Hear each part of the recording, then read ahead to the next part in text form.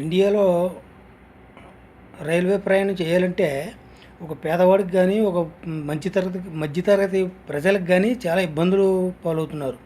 ఎందుచేత అంటే డబ్బున్న వాళ్ళు, విఐపీలు వాళ్ళకి రిజర్వేషన్లు అన్నీ కరెక్ట్గానే దొరుకుతున్నాయి. అదే ఒక మధ్యతరగతి కానీ పేదవాడికి కానీ అప్పటికప్పుడు రిజర్వేషన్ దొరకదు. అప్పటికప్పుడు దూర ప్రయాణం చేయవలసి వస్తుంది. దూర ప్రయాణం చేయవలసి వచ్చినప్పుడు వీళ్ళకి రిజర్వేషన్ దొరక్క జనరల్ బోగీలకే వెళ్ళవలసి వస్తుంది. ఈ జనరల్ బోగీలో పడే ఇబ్బందులు కింత అంతా కాదు.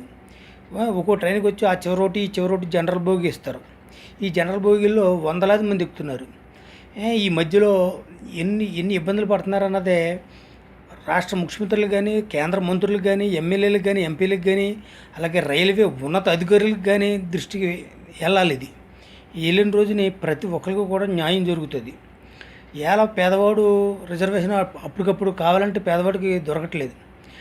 దూర ప్రయాణం వెళ్ళాలి, ఏ బొంబాయో, కలకత్తో, బెంగళూరు, మద్రాసు దూర ప్రయాణం వెళ్ళాలంటే అప్పటికప్పుడు రిజర్వేషన్ టికెట్ దొరకకపోతే జనరల్ బోగిలోనే ప్రయాణం చేయవలసి వస్తుంది.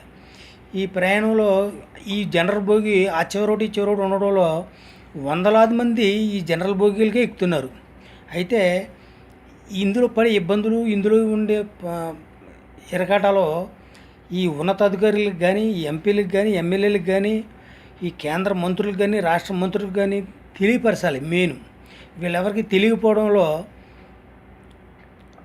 ఈ మధ్యతరగతి పేద పేద ప్రజలు పడే ఇబ్బందులు వాళ్ళ దృష్టికి వెళ్ళాలి. వెళ్ళిన రోజుని ఈ సమస్య మీద ప్రతి ఒక్కళ్ళు కూడా స్పందిస్తారు. తర్వాత రిజర్వేషన్ అన్నది ప్రతి ఒక్కరికి కూడా కల్పించే అధికారం రావాలి.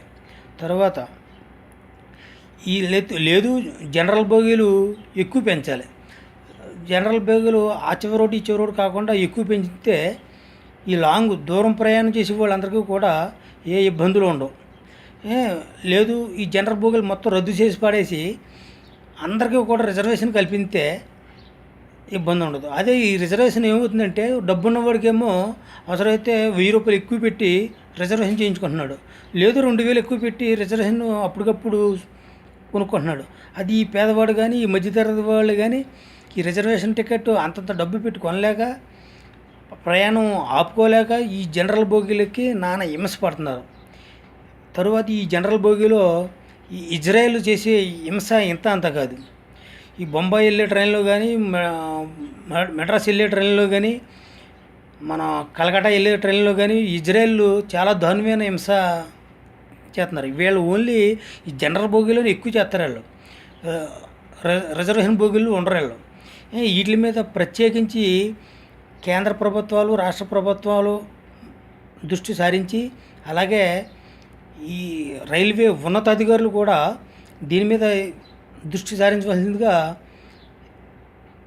సారించి ప్రతి ఒక్కరికి కూడా న్యాయం జరిగేలా చేయాలి. ఈ రిజర్వేషన్ అన్నది అందరికీ